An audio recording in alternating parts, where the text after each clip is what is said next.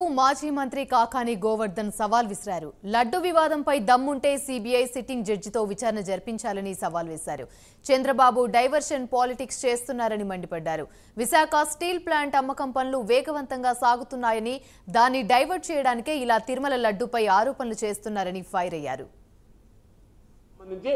శుభ్రంగా దాని మూసివేత పనులు కూడా అమ్మివేసేటువంటి ప్రయత్నాలు జోరందుకున్నాయి. అయినా మీరు దాని గురించి మాట్లాడకుండా డైవర్షన్ పాలిటిక్స్, ఎందుకంటే ప్రభుత్వ వైఫల్యాలు, వరదల్లో మనుషులు చనిపోయారు, వీటి నుంచి బయటపడడానికి రకరకాలైనటువంటివి ఉన్నాయి. కాబట్టి ఉద్యోగాల జీతాలు కత్తిరించారు, దీనికి సంబంధించినటువంటి స్టీల్ ప్లాంట్ని అమ్మేశారు, దానికి అనుబంధంగా ఉన్నటువంటి కంపెనీని అమ్మేశారు, స్టీల్ ప్లాంట్ని అమ్మేటువంటి ప్రయత్నం జరుగుతుంది. కాబట్టి ఈ ప్రభుత్వ వైఫల్యాల మీద, మీరు చేసినటువంటి అరాచకాల మీద ప్రజల దృష్టి మరల్చడానికి వెంకటేశ్వర స్వామిని వాడుకొని ఇటువంటి పనులు చేయడం సరికాదు.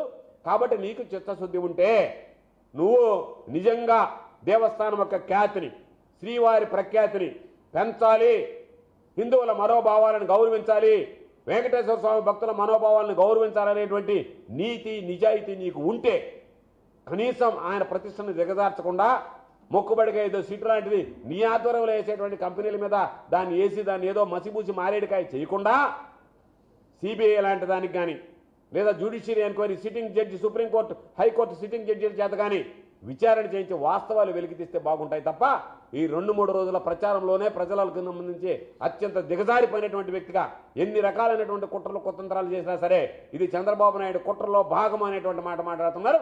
నేను మరలా అడుగుతున్నా, నీకు దమ్ము ధైర్యం ఉంటే ఈరోజు దాని గురించి మాట్లాడడం వదిలిపెట్టి స్వామివారి ప్రసాదంలో ఇదిగో ఈ అవశేషాలు కనిపెట్టామని చెప్పి రుజువు